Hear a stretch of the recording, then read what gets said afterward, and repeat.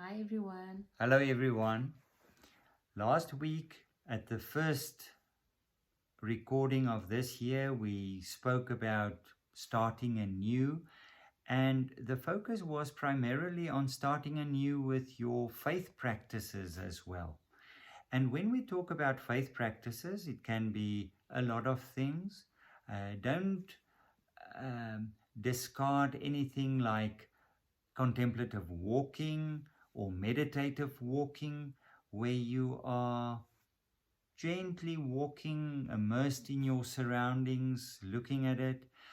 Something like journaling, lectio divina, where you are at a very slow pace and um, giving yourself over to a text in the Bible, or maybe a poem, and to work with that. But we want to focus on a practical level this morning again on centering prayer. Yeah, I think also because it's one that we generally, that's our practice, our go-to practice. And it's one that we've talked about it last week. That's not always an easy practice to get into. And even after doing it for years now, I have my days where it just feels like a struggle. Mm. And well, like we said last week, that is not an indication whether you're getting it right, because it's about laying down new brain paths, building a new operating system, almost like Cynthia Bourget says. And it's about the allowing yourself to be open and present to God's action and presence in your life. Mm. So I think that's the main thing, is that you are committing to a time where you are simply being with God in silence. And by saying silence, it's also silencing your mind, or not allowing thoughts to grab you and to pull you out of that presence that you are in. So we were thinking of just giving a little bit of background about centering prayer. Where did it originate? Where does it come from? And then to do a little practical session, like a guided meditation, like a guided centering prayer session. So that you can also, if you are not familiar with it, just can get a feel of it. Yes. The origins of modern day centering prayer, because it has a long history, Christian history, and a history in the church spanning centuries. But the modern format that we are using today, with the app on the phone and everything, it has its origins here in the 1970s. And the father of modern day centering prayer is Thomas Keating. But he and two friends, Basil Pennington and Menninger, they came under the impression of, then the beginning 1970s, of especially young people who have been exposed to Eastern meditation, and it was the new flavor of the month. So young people in America in droves went to places where this meditation practices took place, and they said they were missing it. They were not getting it at it in their faith communities. Yes. So, and they actually, they realized that actually is something that has always been a part of the Christian tradition as well, but it went underground almost. Yeah, now that's Thomas Keating, their team. So they went back, and they were familiar, especially with the book from the 1350s, The Cloud of Unknowing, where an anonymous author wrote about meditation and how to become quiet before God. And it's important to also state that Anonymous and The Cloud of Unknowing is not the originators of this form of meditation, Christian meditation, but stands at the end of a long lineage that was even before then. Yes. Yeah. So this type of meditation has been part of Jesus's practice, and right through Christian history, it has been part of believers' religious practices. But as you say, it went underground, especially when religion became more rational, where things were thought through and formulated in dogmas and at church gatherings and we became much councils. more vocal and Yeah. in conversation with God, which is not wrong, but I think we missed out on that deep almost rest that we can get by just being with God in silence. Yeah. And I think why this form of practice, this awareness of God, why it is so important, and why it is being rediscovered anew in contemporary society and Christianity, is that the times we are living in, this time is asking for it. And it is so suited for the time because, to a large extent, our Christian journey became a private salvation project. And we lost touch with our connection to the world that we live in. And through centering prayer, we become aware of being one with this world where God is breathing and moving and living, and almost then to rest in God who is present in this world. So it is really important to become aware of the unity of things and of God flowing through everything. Us being in God. Yes. So centering prayer is not so much an effort to get to a place, but it is realizing that we are coming from a place. And it is almost rising out of this presence and becoming aware of our basis and what we are resting in. That is the main focus. I love that. It truly feels like touching base. It is. So if you have it as a daily practice, it's like you are touching base again. And from that place, you are living your days. Yes. And it just helps you cope better. It helps you handle life better. Yeah. And we have to reiterate the fact, often in the session, you feel as if you're getting nowhere, nothing is happening, but trust the process, because something is being laid down and it has an effect on daily living. So that is very important. Yeah, so practically it is about choosing a word. We talk of a sacred word in the sense that word is almost like a key. So when you say that word, you are turning the key on opening up to God's presence and action.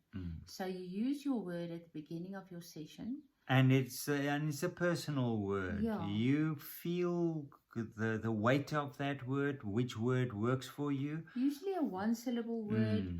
My word is simply be. Because that is what I'm trying to do. I'm trying to just be in God, with God,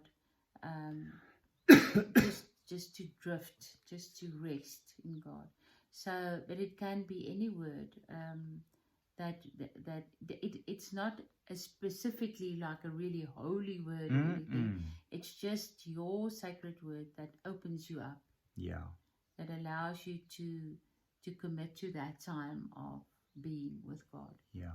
So you choose your word, and then we use the app on our phones of the Contemplative Outreach, which was also founded by Thomas Keating specifically for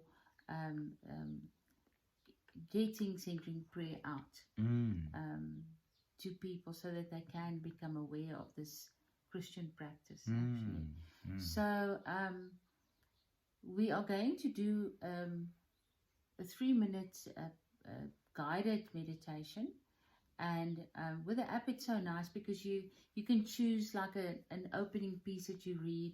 You can choose gongs that go in the beginning and the end, so that you don't need to worry about the time. You can set your time to whatever it has quite a range, and then you can just allow the app to lead you through the session. So George is going to guide us through this 3-minute session, and I'm going to read the beginning and the end pieces, and then we will finish. And if you have any questions about this, please let us know, and we can have more conversation about that. And do realize when we do the guided meditation, when you are going to do it, it will be in total silence. So get a comfortable place where you know you are not going to be disturbed, and do know that there will arise thoughts. And it's not wrong if a thought arises. No. So it's not about criticizing yourself. It's about just using your word to wipe the window, to just clean that space again. So you just let it go by. And ever so gently come back. Come back. Yeah. So we hope that you have a word in mind. You can also just use the word be for now. Or word love, or God. God, yes. So, and then let's see how it goes. Sit comfortable and take a deep breath, and just be relaxed with your hands folded on your lap, and just relaxed and open. I'm reading a quote by Thomas Keating. Here I am, dear Lord, desperately in need of your Holy Spirit. Give me your Holy Spirit according to your promise. I don't know how to ask rightly, so I just sit here and allow you to pray in me, asking for what you most want to bestow, which is your own Holy Spirit, with the gifts through which the Holy Spirit takes over more and more of my life.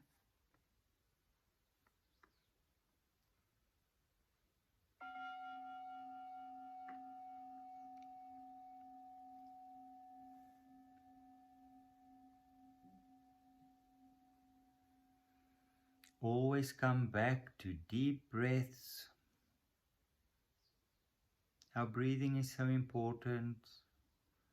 This life-giving air that God has given us, that sustains us. Always coming back to the breath.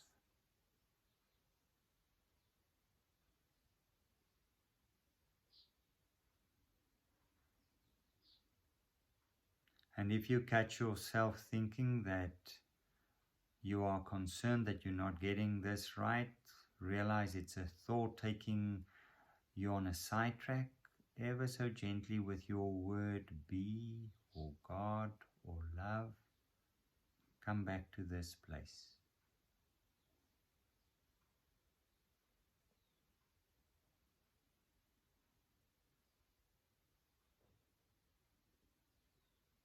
Thoughts of things to be done in the course of this day will arise. Come back to this place.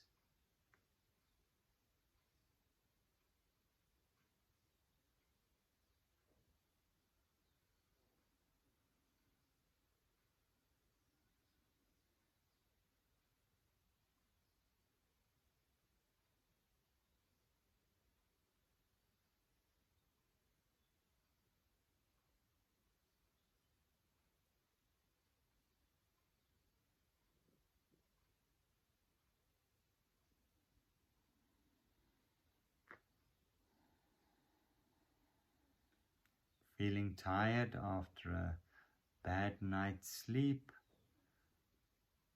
tossing and turning about concerns, come back to this place.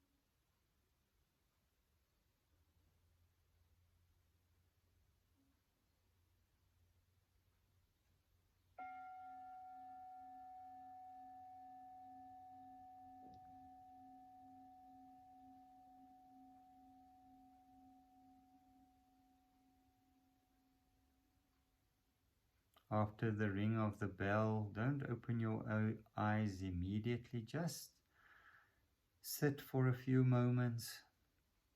Take a deep breath once again.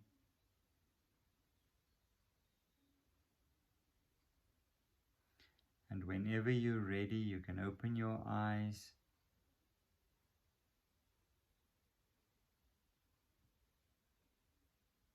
And return to this place. And the closing piece is from Ephesians 3, verses 14 to 19.